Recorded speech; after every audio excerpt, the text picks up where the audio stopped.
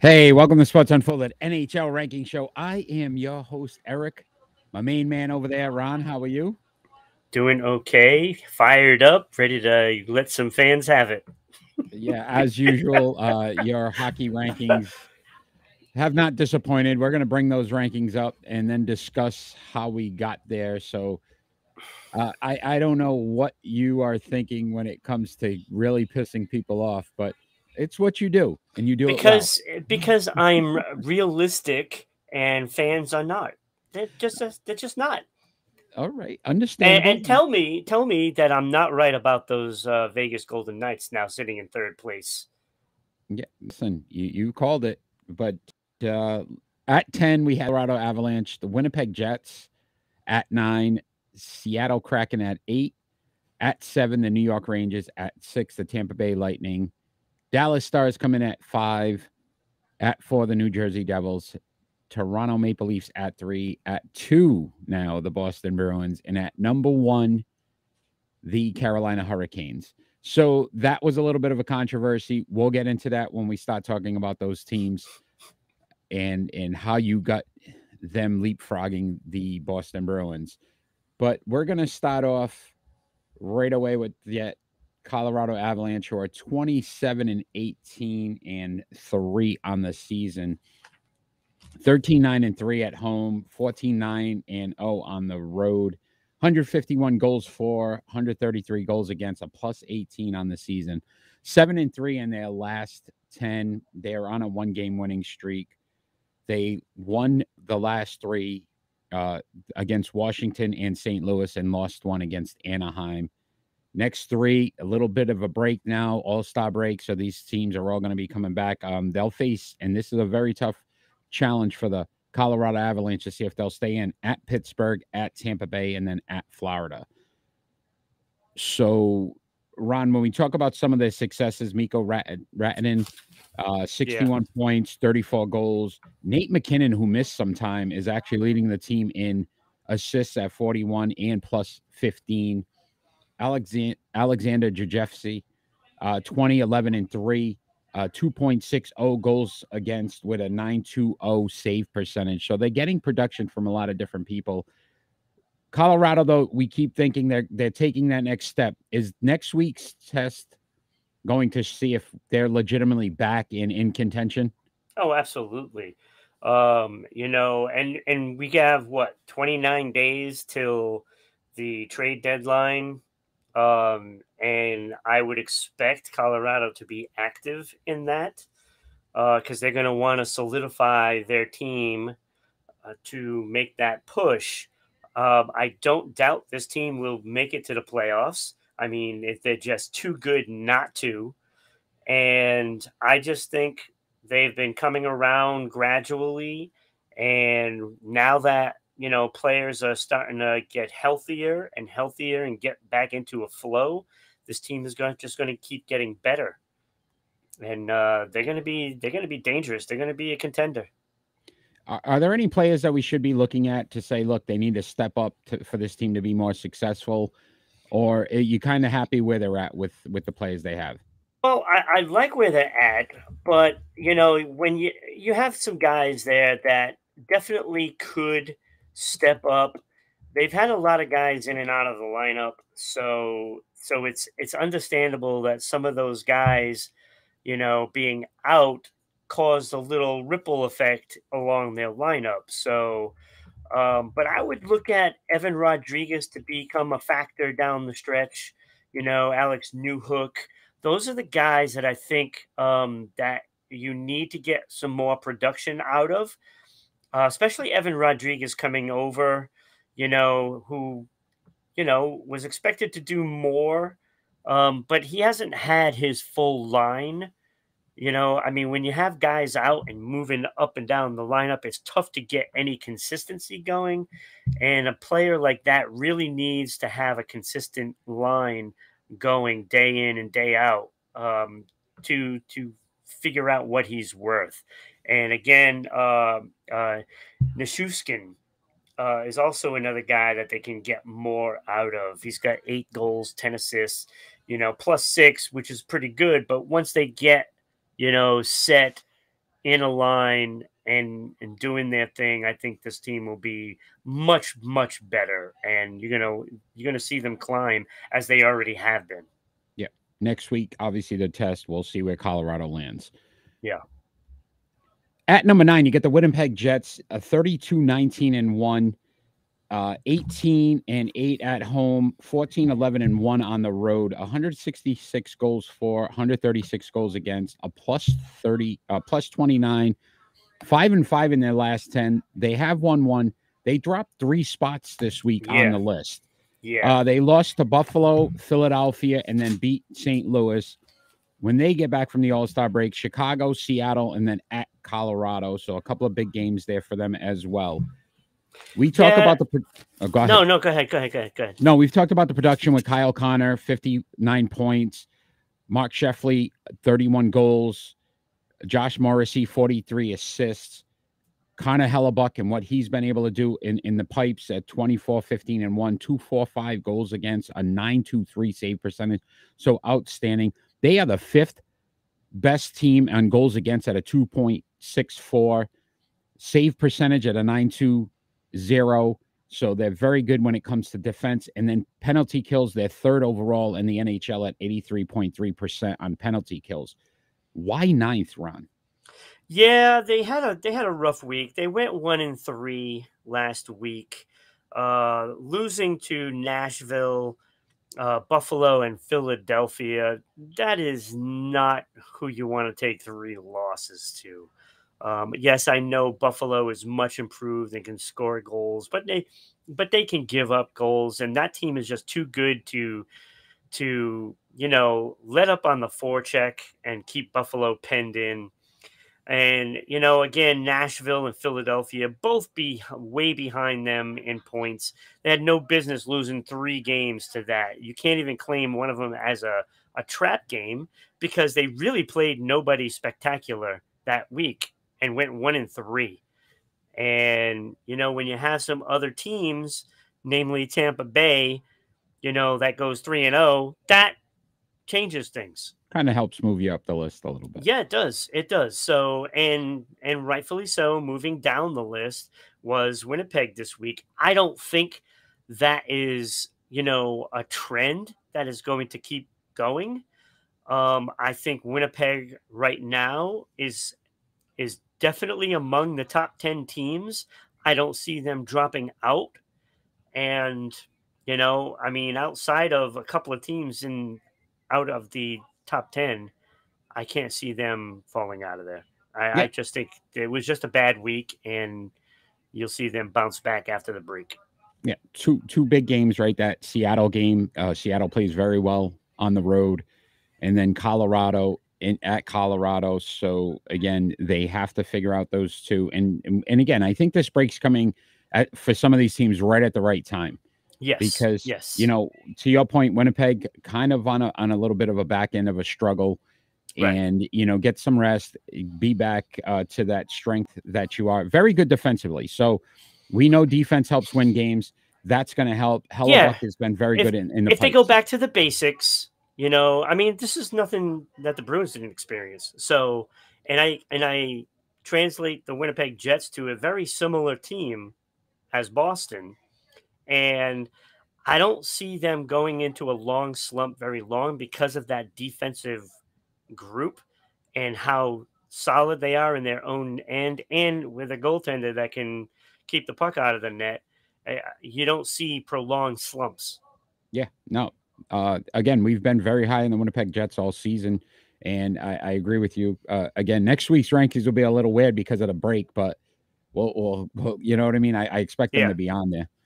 So at number 8, you got the Seattle Kraken at 29-15-5, 13-10-3 at home, but 16-5-2 on the road. Very good on the road. 177 goals for, so they score a lot of goals. 151 goals given up, plus 26, 6-3-1 in their last 10. They're on a 1-game winning streak. They moved up a spot. They were 9th last week. They beat Vancouver in Colorado in their last 3 and lost to Calgary. Next 3, when they come back, they're on that East Coast trip here. That's the Islanders, the Devils, and the Rangers. So very tough Right. stretch when they get back. Burakovsky, 39 points, has led the team. But then they got McCann, who's got 23 goals, Eberle, 28 assists, and Larson at a plus 30. So very good when it comes to when Yeah. he's on the ice. They are fifth best in goals for at Yeah. Go 3.61. figure. And then shots, Ron, they have the number one team in shot percentage at 12%.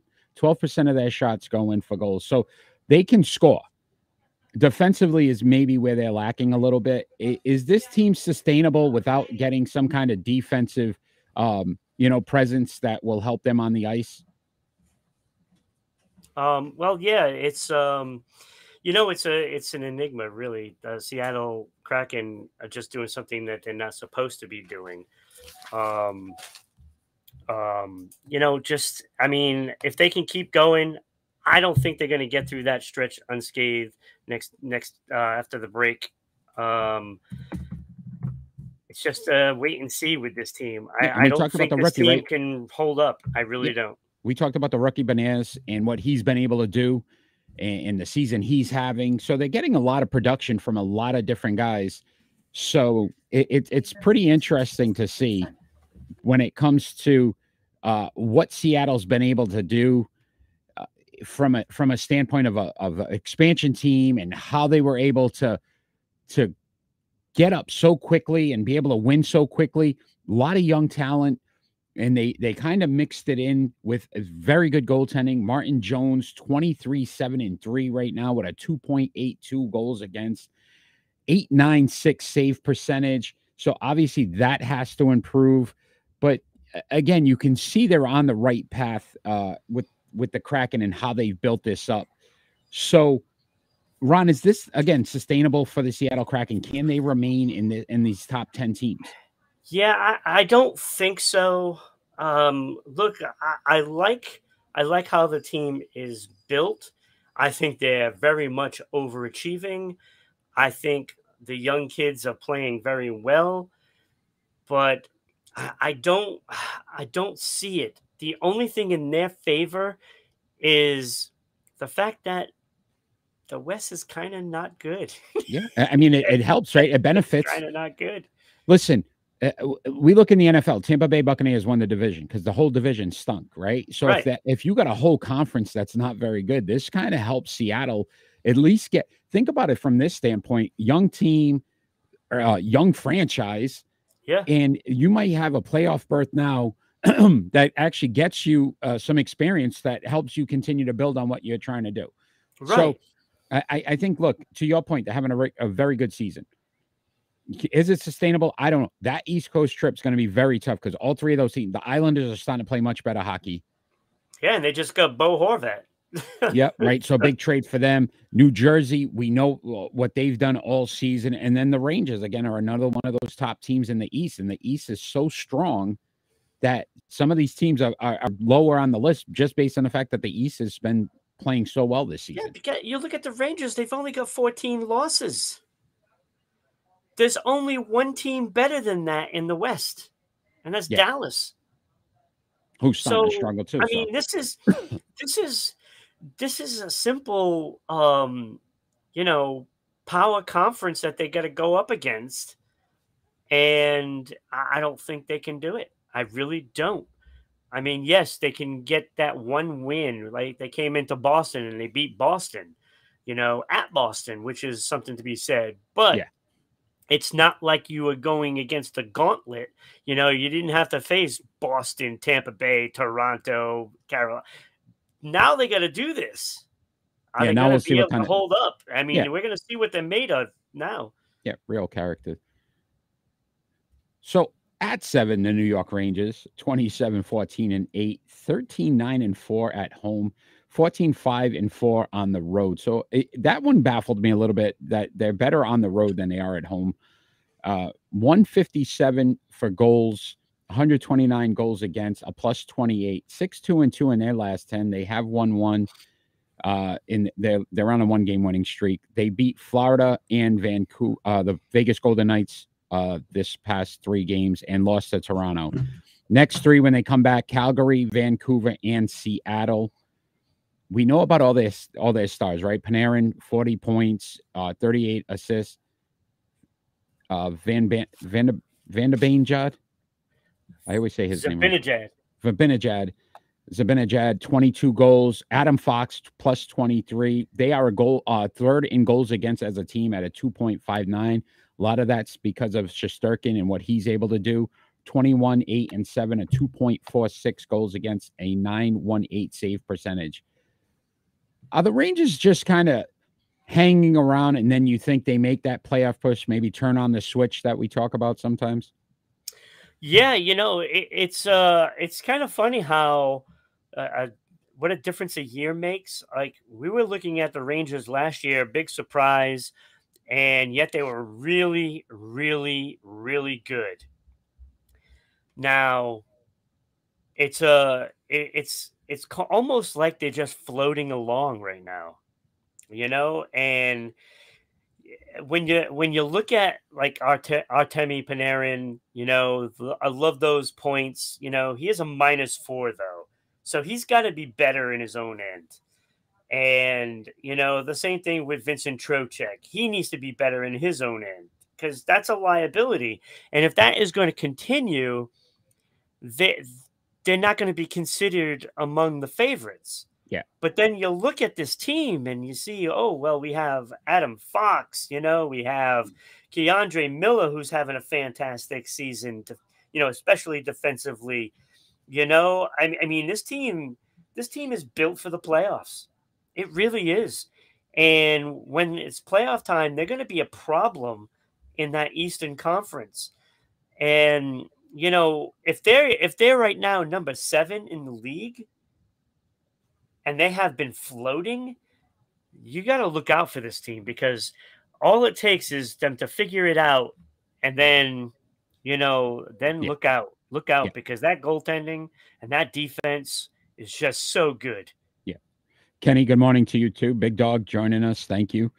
I will say this too. They have the goaltender that we know could be that factor in the playoffs. Yeah. And when you talk about playoff hockey, we can sit back and yes, everybody, all the fans that we post our rankings to, and it doesn't mean anything. You're probably right. It doesn't mean anything. We do it because we enjoy it. But secondly, realistically, once you get into the playoffs, there's certain goaltenders that can honestly, you could be the 7th ranked team on this list and still be the best when it all is said and done because of what Shesterkin is able to do. So, right. That's the key to this. And the next team we're going to talk about, it's the same kind of format because you got the Tampa Bay Lightning at 6 and Vasilevsky, right? They are what very he might similar. be able to do. Yeah. That they're kind of just floating around 32, 15, and 1. I know that sounds crazy at 32, 15, and 1. Floating, right? They're kind of in the middle of the pack on this list, but excellent at home, 24 and 1. 12 and 11 on the road. So that one was a little more bad. I don't know if it's because it's an older team and when you got to travel and maybe that has a factor in what's going on there. But they're, again, highly scoring team, 175 goals for, 141 goals against, a plus 34, 8-2 in their last 10. They're on a 3-game winning streak. They've moved up 2 spots on this list from last week. So you're starting to see them climb up to the top a little bit. Last 3 games they played, wins against Minnesota, Boston, and LA. So those all playoff teams, right? Big games there. When they get back at Florida, San Jose, and Colorado. So some big games in there. That Florida team's starting to play a little bit better. At least you're starting to get some production from them as well. They kind of had to, right? I mean, you're looking at some players on there that are very talented and it's very deep. And again, they were underachieving. They went through quite a few changes, and they're starting to figure out their identity. And they can't take a day off. This is not that high scoring, high flying team that they were last season, but it's more of a grind it out kind of a team. I mean, they take on the persona of Kachuk now. Yeah. The Florida Panthers, if they're not grinding it out, they're not playing well. And that's what this team needs to do. So Tampa Bay, Kucherov, 72 points, 53 assists, having a phenomenal season. Braden Point leads the team in goals with 29. We've talked about Vasilevsky and what Yeah. he's able to do. 23, 12, and 1, 2.51 goals against, a 918 save percentage. They are fourth in goals for, so 3.63, very high scoring team, 26.7% on the power play, which is third overall in the NHL. And they're third in shot percentage at 11.4%. So basically, they're just trying to shoot the puck as much as possible, especially when they have the man advantage. Tampa Bay, again, 3 straight Stanley Cup Finals appearances. Can they make it 4, Ron? They're 6th on this list. Are we saying they're the 6th best team and they don't have a shot, or can they do it again?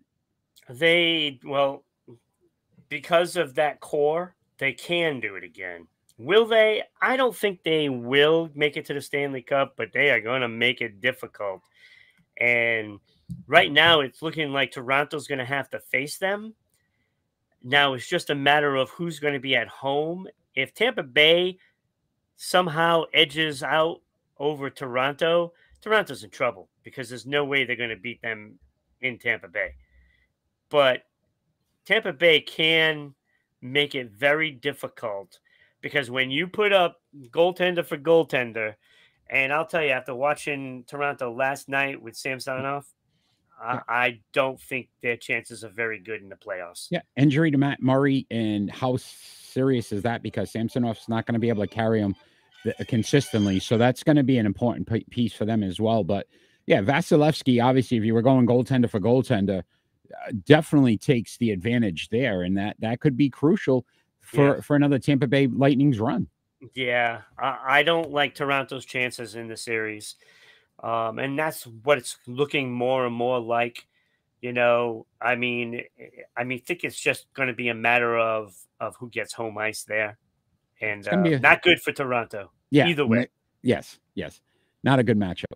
So at number 5, first, the one of these tough Western Conference teams, probably only one in the top 5, and that's the Dallas Stars at 28, 13, and 10.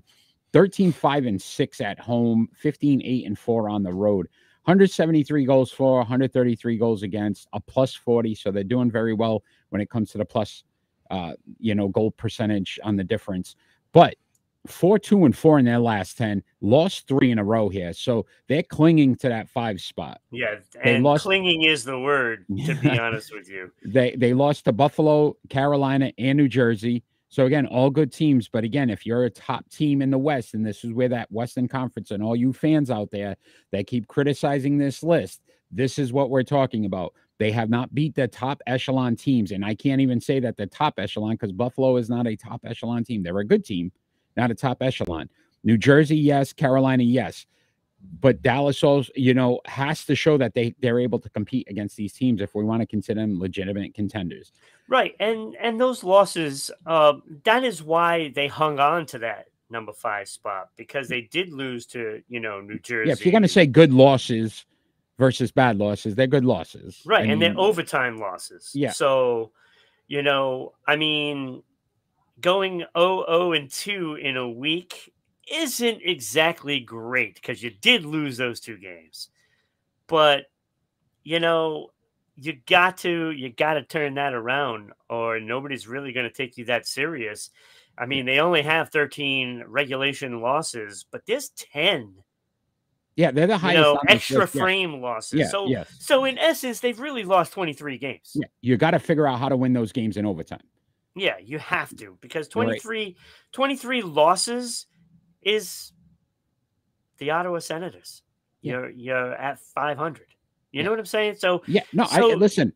I mean, they're leading, but they're not. I look at it this way. What was their problem last season and why they lost? They were holding teams to 1 goal, and they weren't scoring goals. Those games are going to be tighter in the playoffs. It's much harder to score, right? The defenses get tougher. Your lines change where you're not shifting as much and trying to, you want your core guys in for the majority of the playoffs. They need to figure out ways to win these close games. Yeah, and they're heading in the same direction as they did last year. Exactly. A very good team that, has one line. Yeah. And Yeah. one line teams can And get that's shut down in the playoffs. and that line, Jason Robinson, right? What a season he's having, 66 points, 33 goals. Pavelski, 34 assists, leads the team in a plus minus at 31 Yeah. plus, right? And they're very good when it comes to defensively. If you look at it, they're 25.8% on the power play. So you kind of question that part of it. But then goals against, they're second in the league at 2.57, a 290 save percentage, which is third overall. They are tied for the best in shutouts at 5. In penalty kills, they're second overall at 84% on the penalty kill. We know what Ottinger is. We know what that is. Is there a guy out there that they can trade for, Ron, that's going to kind of help them become a scoring team that can get the puck in the net? There are going to be plenty of guys available. The question is Dallas going to pull the trigger on that? Are they just going to play it safe and just go with, a bottom 6 forward? And this is what Dallas fans need to understand. Their team might not be the one going after Timo Meyer or Patrick Kane. Those sweepstakes they're not going to make a run at that. And if they do, I'll be completely surprised. But if they were to get one of those guys, then that could change things. But I don't think Chicago is going to trade Patrick Kane in their own division. And frankly, I don't think Dallas has enough to give, to get Timo Meyer.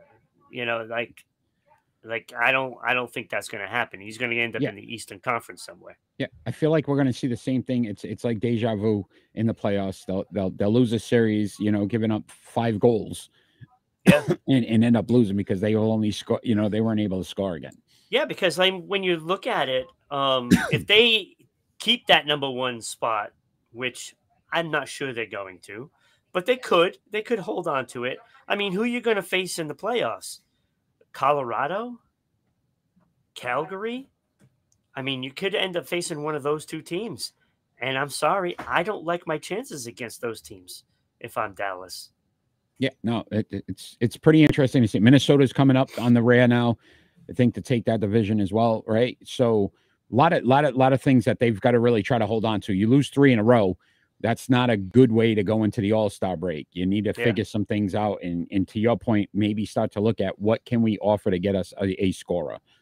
But yeah, they need second line depth. Yeah, they're a fun team, but again, that Western Conference, we talk about the strengths, and this is what we're trying to talk about. We may not have a top 5 team from the West. The good thing for Dallas, though, they don't have that killer East that they have to contend with in the playoffs.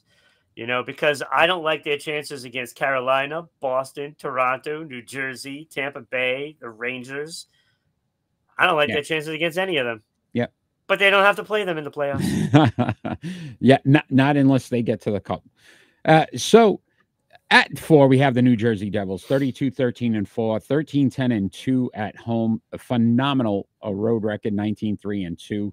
Just don't lose on the road. 171 goals for, 131 goals against, a plus 40, 8-1-1 in their last 10. They're on a 1-game winning streak. They beat the Golden Knights, they lost to Nashville, and they beat Dallas their last 3.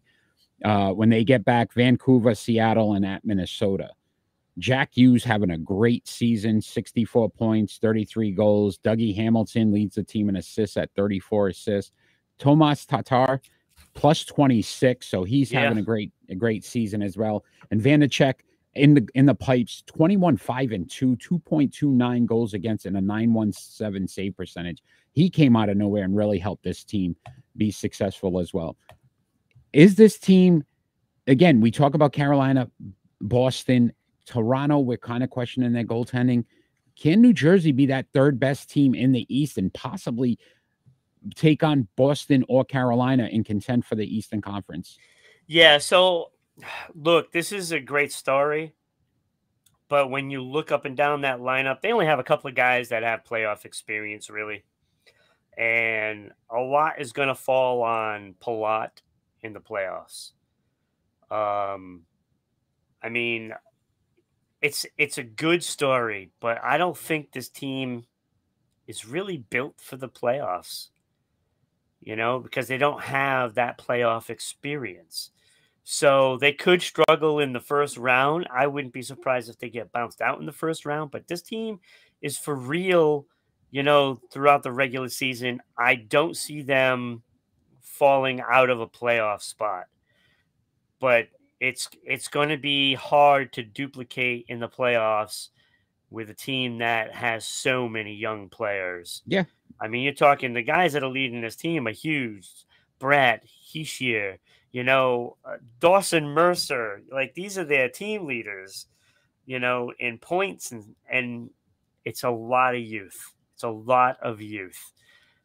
So you have to count on players like Tatar and Howler and Palat to get you through that. Now, how well that translates into the playoffs, I don't know. But I wouldn't think it's going to be good. Yeah. No, look, it's a great story. We see a lot of that, like even with the Kraken, great story. The expectation will be once the playoffs come, you're playing the top echelon teams in the After league. this year, and though, you may Eric, this team, watch out. Yeah. Watch out. Watch out. At 3, very interesting. Toronto Maple Leafs, who did not look good last night against the Boston Bruins. No. 31-13 and But 8. It doesn't count that game because this came out Tuesday, not Wednesday. Yes. Yes. Very good point. Glad you brought that up. 25-4 at home, 11-8-4 on the road. 175 goals for, 141 goals against, a plus 34. So, but 5-4-1 in their last 10. They are on a 1-game losing streak. They lost to Ottawa the last 3, one against Washington, and obviously the loss last night against Boston. When they get back-to-back games against Colorado, one at Colorado and then home for Colorado. So there's a little bit of a travel when we talk about right off the bat after the All-Star break, and then a game against Chicago. Mitch Marner continues to carry this team in points at 60 points per game, 41 assists. Nylander, 28 goals, leads the team in goals. Big injury. Austin Matthews out for probably about 3 weeks. So that may affect them, especially on this list. Samsonov, I think, is going to get overworked. He's basically played their last, I believe, 8 or 9 games in a row. It was with 7, the injury, actually. Right, 7, because of Matt Murray and that injury that he sustained as well. Again, having a very good year, 17-6-2, 2.42 goals against, 913 save percentage. But again, if you're going to face the top Eastern Conference teams and you're the only guy, it's going to be tough. What do they need to do? We talked about defensively, possibly getting, somebody defensively. Can they withstand that Austin Matthews injury and then continue to be one of the top 5 teams in this league? Yeah, well, or at least on this list. Let me tell you, last night I ventured out and I actually watched the Toronto broadcast. Oh, look at you. Was it in French? No, it was not. Oh. It was not in French. Because I was going to ask you to recite it in French back to me right now. I would have been pretty impressed. Very good. No, but I'll tell you, like, that broadcast was asking basically, what should they go after, for the trade deadline. And believe it or not, they were asking for a top 6 forward on that broadcast. And I was like astonished on how dumb that broadcast is. Astonished. Well, Toronto's off to Christmas list. Good job. Yeah, so I started early, so Toronto, somebody should let you know that is the wrong approach. Look, you have goal scoring. You don't need a top 6 forward. You don't need to go after Timo Meier or Patrick Kane or any of those other guys. Maybe a 3rd or 4th line center, to get better in faceoffs. That's what they need. But they need another defenseman because I'll tell you, Sandin and his partner, I can't remember the player that it was, they were awful all night. All night, they were awful. They were a -3 in that game, that tandem, and yet they still ran them out there like it was the number 1 defensive pair. Yeah. I just don't understand it. I don't understand what Toronto is thinking. They need a top-notch defenseman. I don't care what it costs, but they should go after maybe Chikrin from Arizona, or take a good look at maybe Montreal or Philadelphia's defensive core. There's got to be players to get. So I no think top six forward for Toronto. You'd be dumb. Kenny wanted to hear you in French as well, I believe. He said that would have been funny. Yeah, look, Toronto is one of those teams that's going to be interesting because the trade deadline is going to be so important to a lot of these teams, but I think more so to them than anybody else because they have the talent. They are very talented offensively. Right. And I believe Samsonov is a solid goaltender. Again, Matt Murray comes back from the injury. Well, again, comes back from the injury. He's not in the pipes every single night. That kind of changes that aspect of it. But to your point, we've talked about it last season as well. Defensively is where they lack. They need a solid defenseman that's going to be able to control that puck in the opposite zone and get it out. And if they don't do that, it's going to be crucial to them to say, look, you could score as much as you want, but if you can't stop people either, and that's what happened last night. Once the floodgates open, they open. Absolutely. And that's where we're at. And the team they lost to is our number 2 team, and that's the Boston Bruins, who continue to amaze us, yet dropped 1 spot on the list this week, Ron, and you're going to have to explain why to the fans. But 39-7-5, still the best record in the NHL, 22-1-3 at home, 17-6-2 on the road. Highest scoring team in the league, 192 goals for, 111 goals against, a plus 81. Ridiculous. 7-2-1 in their last 10. They're on a 1-game winning streak with the win last night against Toronto, but they did have a 3-game losing streak recently. They lost to Florida, Carolina, and then beat Toronto last night. Next 3 when they get back, Washington, at Dallas, at Nashville. Pasternak and the phenomenal season he's having. I mean, he's just tearing it up. 74 points. Did I get that right? I think I wrote that one wrong. 38 goals, 34 assists. Hampus Lindholm and his plus 33 is leading the league. Linus Olmark, what the hell's going on there with the job he's doing? 26-4-1, 1-9-0. He had a 2-game losing streak. Yeah, which is and still look at his numbers, and a 9.37 save percentage, just ridiculous. And then Swayman still right behind him at 12-3-4. Best team in goal, second in goals for at 3.7 goals per game. They're first in just about every category except for power play. They're 6th. Goals, yes. So if you look at it, goals against a 2.12, number 1. 930 save percentage, number 1. Second overall in shutouts with 3, but actually there's 4 teams tied with 5. So however you want to figure that out. Number 1 against the penalty kill, 85.8%, and 5th in shot percentage at 11.1. What is Boston going to do before the trade deadline, Ron? Or do they stay packed and just say, look, we're riding with the horses we have because they've performed so well? Okay, so let's take the first situation on why they dropped to number 2. They went 1-2-1 the past week. That does not include the Toronto game. Yeah. Toronto is for next week. Yeah. Okay. So 1-2-1, they lost to Tampa Bay. They lost to Florida, and they lost to Carolina. Therefore, they dropped out of first place because of timing. Timing, they had 3 losses in a week, and one of them was to the team that was number 2, who's on a 7-game winning streak. Yeah, including last night. They won that. So 6-game winning streak, at the time from when this was set. So the timing was just right for Carolina to climb above them. Look, I've always thought Carolina had the better team anyway. So this was the perfect time for Carolina to take that number 1 spot, and Boston dropped to number 2. Now, Boston only has 7 regulation losses, 12 overall.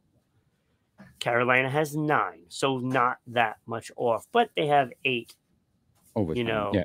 Overtime.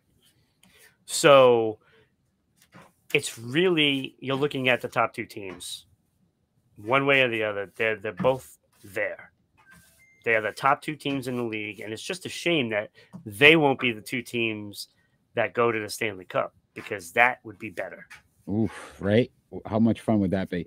Listen, the season they're having phenomenal. We could sit back and talk about them for hours and hours. Right. It's just, again, you know, what a change a coach makes, and you're seeing that. And again, they're getting contributions from guys that weren't even in the league last year, and Krejci, and he's third in the team in points. So you got so much going on. Marchand, Yeah, there's a lot. Patrice Bergeron. So this team is going to be formidable. I just hope that they didn't peak too soon.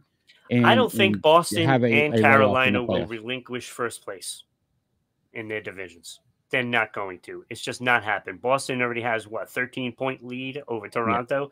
Yeah. Literally, they'd have to lose 7 in a row, and Toronto has to win 7 in a row for anything to change. Yeah. That ain't going to happen, you know, as of Any now. times. Yeah.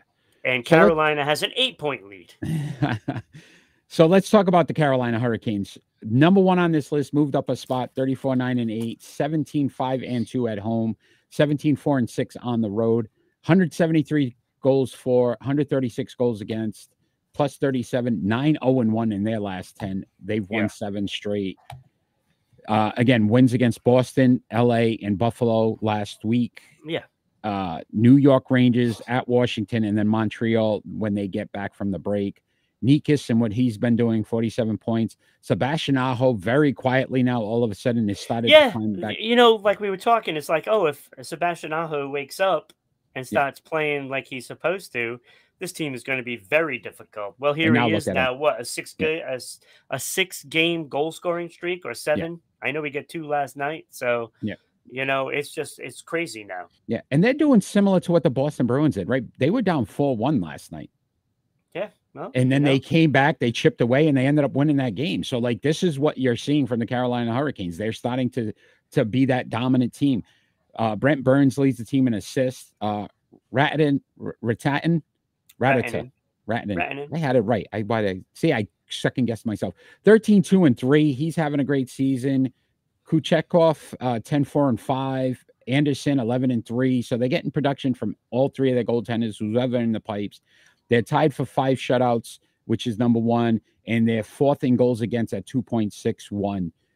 Carolina, number 1. Do they remain here, Ron, or does Boston overtake them again? How's this going to work out next week in your eyes? I think they could kind of flip-flop all year.